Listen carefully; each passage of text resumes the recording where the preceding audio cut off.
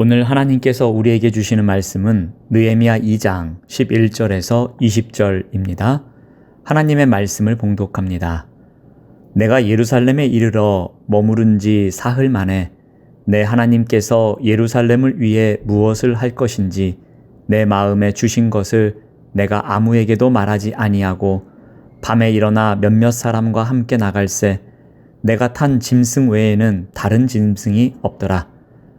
그 밤에 골짜기 문으로 나가서 용정으로 본문에 이르는 동안에 보니 예루살렘 성벽이 다 무너졌고 성문은 불탔더라. 앞으로 나아가 샘문과 왕의 못에 이르러서는 탄 짐승이 지나갈 곳이 없는지라.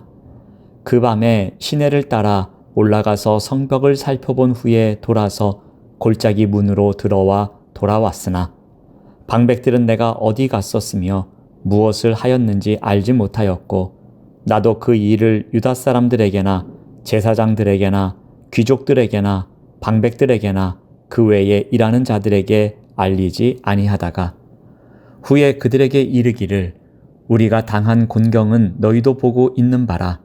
예루살렘이 황폐하고 성문이 불탔으니 자 예루살렘을 건축하여 다시 수치를 당하지 말자 하고 또 그들에게 하나님의 선한 손이 나를 도우신 일과 왕이 내게 이른 말씀을 전하였더니 그들의 말이 일어나 건축하자 하고 모두 힘을 내어 이 선한 일을 하려 하매 호론 사람 산발랏과 종이었던 암몬 사람 도비아와 아라비아 사람 게셈이 이 말을 듣고 우리를 업신여기고 우리를 비웃어 이르되 너희가 하는 일이 무엇이냐 너희가 왕을 배반하고자 하느냐 하기로 내가 그들에게 대답하여 이르되 하늘의 하나님이 우리를 형통하게 하시리니 그의 종들인 우리가 일어나 건축하려니와 오직 너희에게는 예루살렘에서 아무 기업도 없고 권리도 없고 기억되는 바도 없다 하였느니라.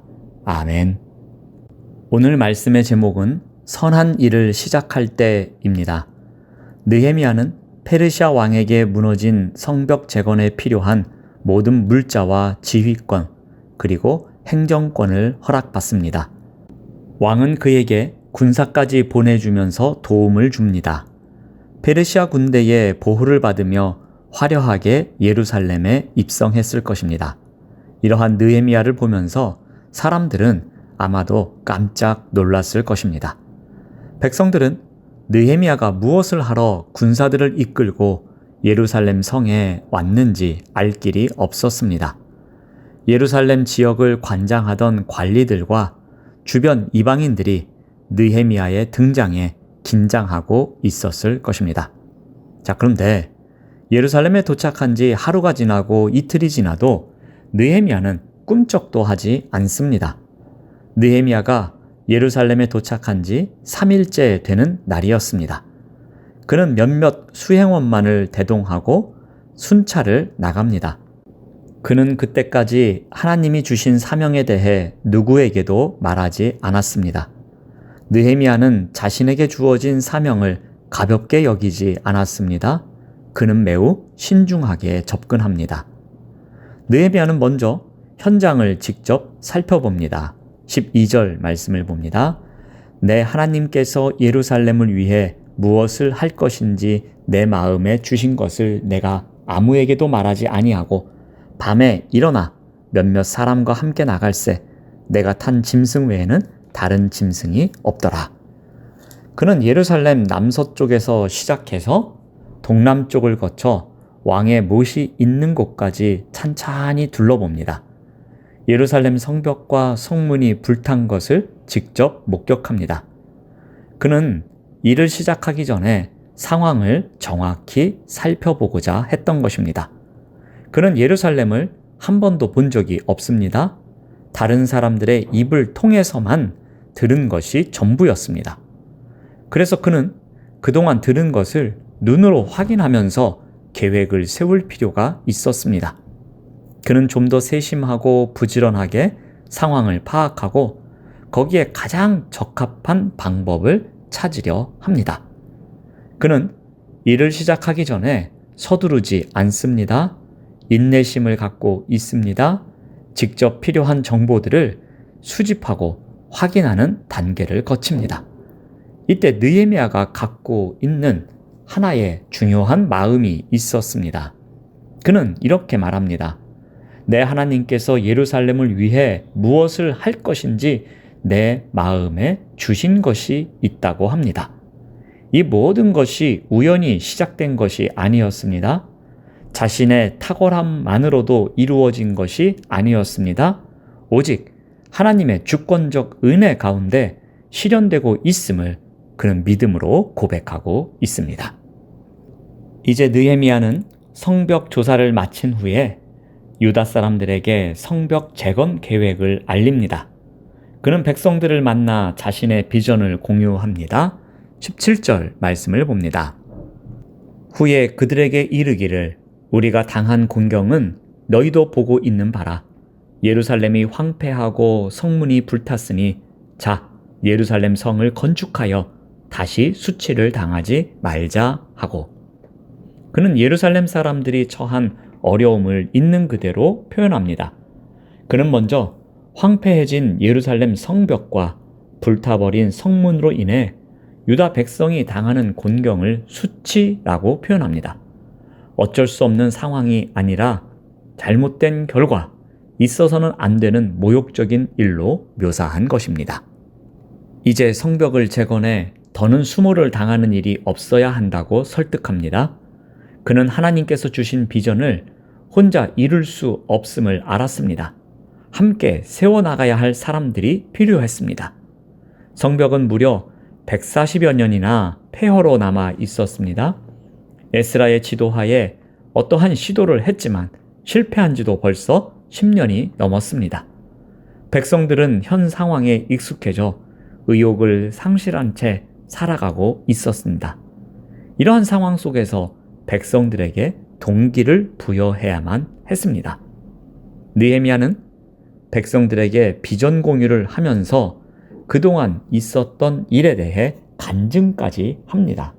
18절 말씀을 봅니다. 또 그들에게 하나님의 선한 손이 나를 도우신 일과 왕이 내게 이른 말씀을 전하였더니 그들의 말이 일어나 건축하자 하고 모두 힘을 내어 이 선한 일을 하려 하매. 그런데 이처럼 격려하고 용기를 주고 함께 힘을 합하여 주는 사람들도 있었지만 반대하는 세력도 등장합니다. 호론 사람 산발랏과 암몬 사람 도비아와 아라비아 사람 게셈이 성벽 재건을 반대합니다. 그들은 느헤미야가 예루살렘 성벽을 재건한다는 소식을 듣고 왕을 배반코자 하느냐 이렇게 문제를 삼습니다. 산발랏과 도비아는 느헤미야의 예루살렘 성벽 재건 프로젝트를 듣고 그를 사람들이 보는 앞에서 조롱하고 비웃었습니다. 그들은 이방인들이기 때문에 예루살렘 성벽이 재건되는 것을 싫어했습니다. 하지만 그들의 반대가 느헤미야의 결심과 열심을 흔들지는 못했습니다. 느헤미야는 자신이 하려는 일이 하나님의 뜻임을 기도 가운데 확신하고 있었습니다. 그래서 비난과 조롱에도 불구하고 그 일을 계속 추진해 나갑니다. 선한 일을 할 때에 우리를 낙심케 하고 우리 마음을 괴롭게 하는 사람들이 있기 마련입니다. 조롱의 말에 시험 들거나 좌절하고 넘어져서는 안 됩니다. 오히려 내 마음을 흔들어 놓으려 할수록 단호한 믿음으로 조롱과 비웃음을 이겨내야 할 것입니다. 느헤미야는 조금도 동요하지 않았습니다. 오히려 느헤미야는 그들에게 단호하게 선포합니다. 하늘의 하나님께서 우리가 하는 일이 성공할 수 있도록 반드시 도와주실 것이요. 우리는 하나님의 종이요. 우리는 성벽 쌓는 일을 시작할 것이요. 하지만 당신들은 예루살렘과 아무 상관이 없소. 당신들은 예루살렘에서 차지할 목도 없고 요구할 권한도 없소. 이렇게 선포합니다. 느헤미야는 단칼에 적들의 조롱과 비웃음을 끊어버립니다. 그는 오히려 더 담대하게 하나님의 도우심을 확신했습니다. 우리가 하나님의 일을 할 때에 무엇이 중요한지 오늘 본문 말씀을 통해서 배울 수 있습니다. 선한 일을 시작할 때에 어려움이 따라올 수 있습니다. 그래서 많은 사람들은 옳은 일이란 것을 알면서도 중간에 포기할 때가 많습니다. 선한 일에 끝까지 머물기 위해서는 하나님이 도와주시고 함께 해주실 것이란 믿음과 용기가 필요합니다. 우리가 선한 일을 시작할 때 이와 같은 확신이 있어야 할 것입니다. 하나님의 주권적 은혜에 힘입어 이 일을 시작할 수 있다는, 그리고 계속할 수 있다는 믿음의 확신을 갖고 우리에게 맡겨주신 귀한 사역을 감당하시는 우리 모두가 되시기를 바랍니다. 기도하겠습니다. 하나님 감사합니다. 선한 일을 시작할 때에 어려움이 따라올 수 있습니다. 하지만 이에 절망하고 포기하는 것이 아니라 선한 일을 끝까지 하기 위해서 하나님이 도와주시고 함께 해 주실 것이라는 믿음과 용기를 갖고 살아내도록 인도하여 주시옵소서. 예수님의 이름으로 기도드립니다. 아멘.